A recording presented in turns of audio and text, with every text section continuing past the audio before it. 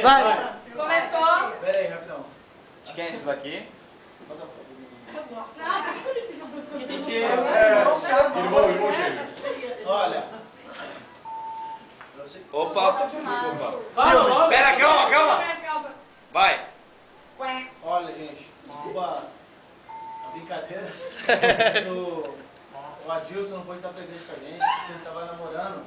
Ele acendeu os fogos e pegou fogo. Pegou fogo nele e na vida dele, mas tem um porém, não é que a família dela estava na praia ao lado e ele preferiu ficar com a família. Isso é mal. Ele Não, eu entendo. Não é isso. Não, eu não entendo. A amizade tá no teto. Eu vou falar Isso então. é muito mal. Vou falar então, tá grávida, a menina tá grávida.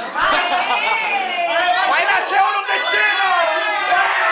E eu vou falar mais uma. E eu vou falar mais uma, silêncio. Eu E o quero- Bruno falou lá na sacada. A China tá grávida.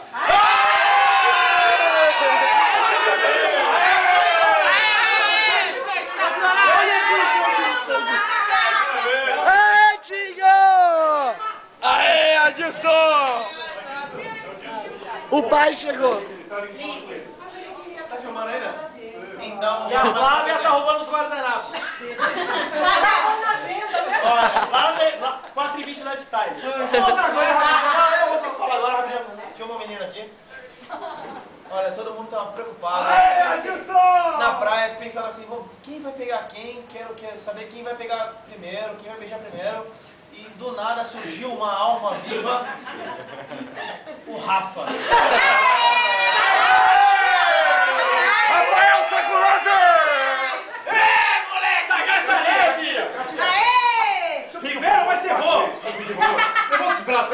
Ah, não! Levanta os braços, Vou vai. falar agora também aqui nesse vídeo. Não, vou falar Não, agora. levanta. Vou explicar. Ele vai explicar. Quimioterapia. É quimioterapia e eu vou explicar pra vocês.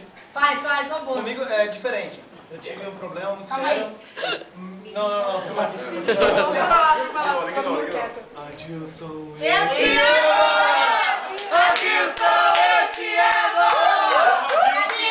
Rei do baile! Não, sério. Rei do baile!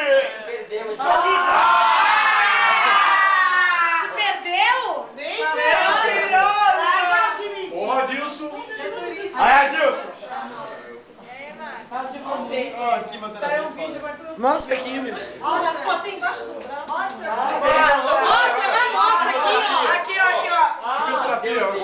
Mostra, Felipe. Vai, quimioterapia. Vai. Olha só.